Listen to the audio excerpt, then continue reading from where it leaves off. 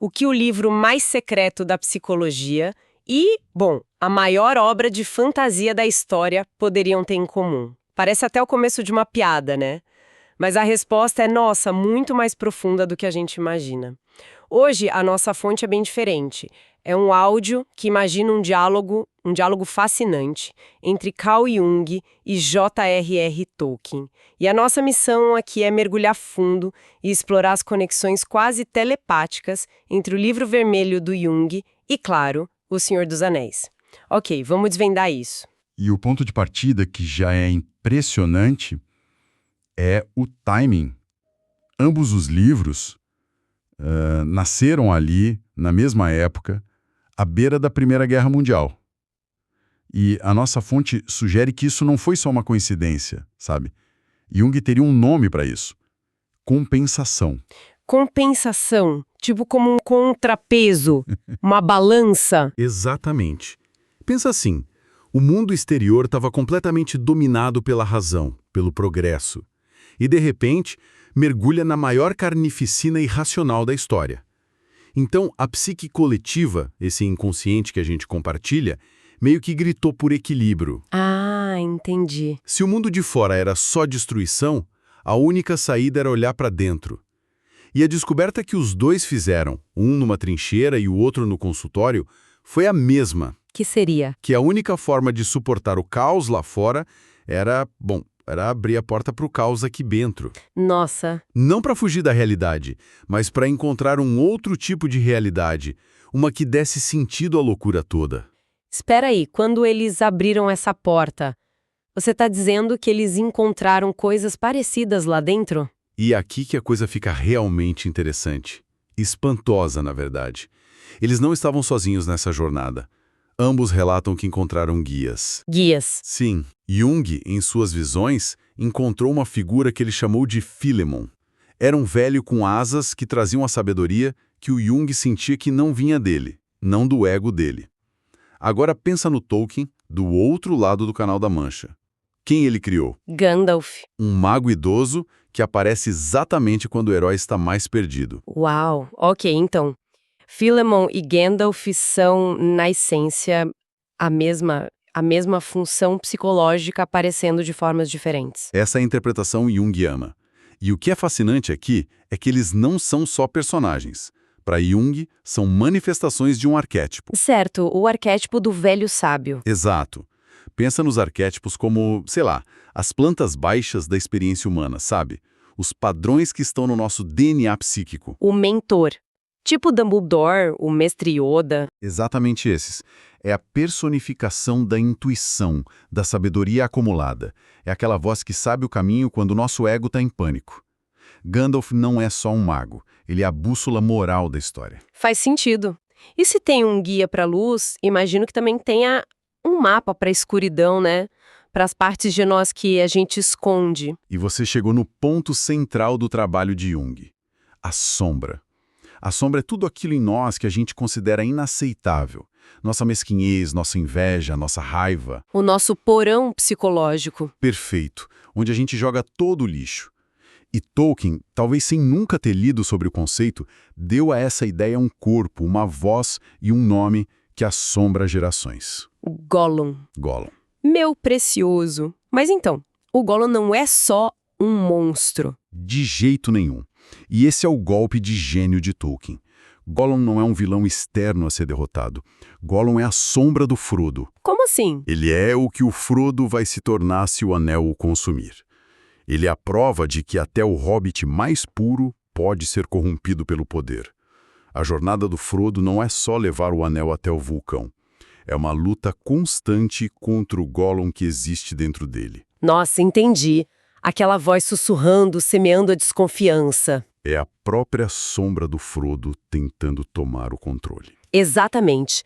É o sussurro que diz, você não é bom o suficiente, eles vão te trair. Todos nós temos esse sussurro, né? E confrontar o Gollum é o Frodo confrontar seu próprio potencial pro mal.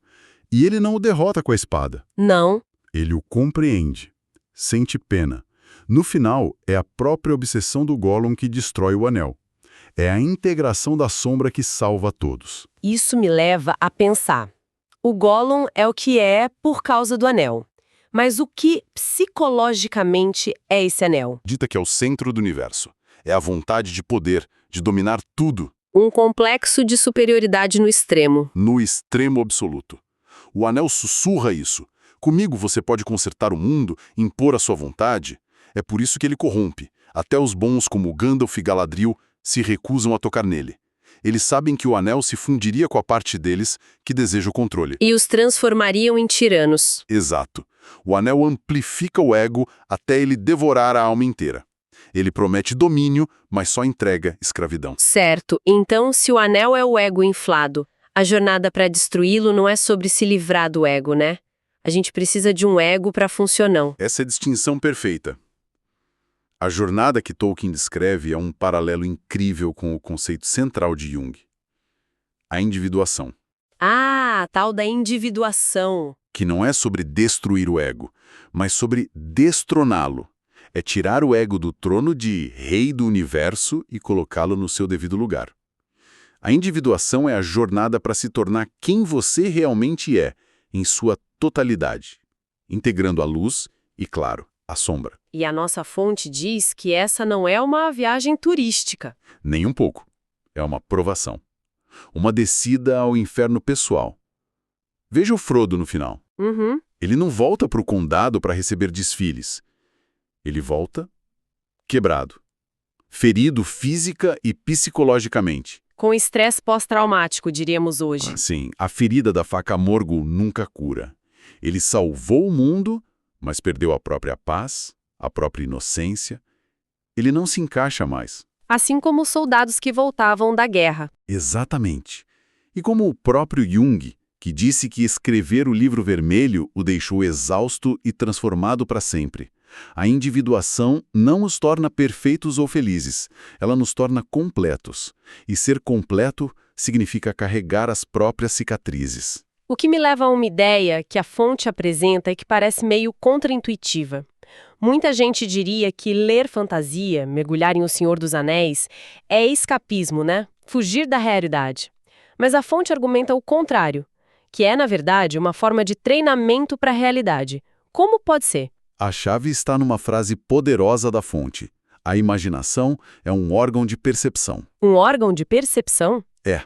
A gente tende a pensar na imaginação como algo que inventa coisas não reais. Mas e se a imaginação for como um outro sentido? Um que nos permite perceber realidades que não são físicas, mas que são psicologicamente verdadeiras. Entendi. Então, os lugares da Terra-média, Mordor, o Condado, eles são reais num nível simbólico. São arquétipos de lugares e estados de espírito. Mordor não é só um lugar num mapa. Mordor é a paisagem da depressão clínica. É a terra da desesperança coberta de cinzas. O som do metal batendo. Isso. A indústria sem alma. E o olho de Sauron, sempre vigilante, julgando. Não é essa a sensação da ansiedade paralisante? Todos nós já visitamos Mordor em algum momento. E em contrapartida, o Condado. O condado é o arquétipo do lar. A inocência, a simplicidade, a alegria das pequenas coisas. É tudo aquilo que precisa ser protegido da lógica de Mordor. E os elfos? Os elfos são a beleza transcendente, a memória de uma magia antiga, a dimensão espiritual que o nosso mundo moderno, tão focado no material, esquece. Isso ressoa muito forte hoje. Essa sensação de se sentir um estranho nesse mundo moderno de vidro, concreto e algoritmos. Parece que a gente vive numa espécie de Mordor Light, um sistema que nos quer eficientes, produtivos, como orcs. Isso levanta uma questão importante, né? Por que, depois de tantas décadas, essas histórias ainda nos agarram com tanta força? A resposta é que, ao visitar esses mundos imaginais, não estamos fugindo da realidade. Estamos nos rearmando para ela. Que tipo de armas? Que ferramentas seriam essas? A espada que corta a confusão, a luz de Earendil, aquele frasco de esperança que o Frodo carrega, um lembrete de que mesmo na escuridão total, uma luz pode brilhar. E, acima de tudo, a coragem de um hobbit, a resiliência para continuar, um pé na frente do outro. A fantasia como um campo de treinamento para a alma. Exato. Um simulador de voo para os desafios da vida. Que ideia poderosa! É quase como se, ao ler sobre a lealdade do Sam, uma parte de nós estivesse praticando como ser um amigo melhor. Precisamente. E isso traz a mensagem toda para um nível radicalmente pessoal.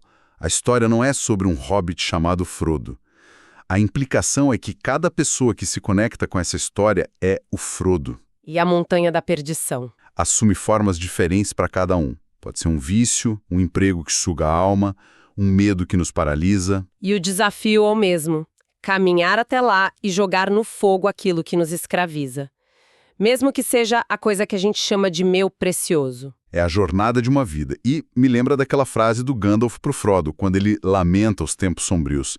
A resposta do Gandalf é, nossa, de uma sabedoria cortante. Tudo que temos de decidir é o que fazer com o tempo que nos é dado. A gente não escolhe a época, mas escolhe como responder. Essa escolha é sempre nossa. E é essa a decisão que define tudo. O que nos deixa com um pensamento final, um chamado que a nossa fonte nos propõe. Comece a sua caminhada e decida. Escreva a sua história antes que o mundo escreva por você.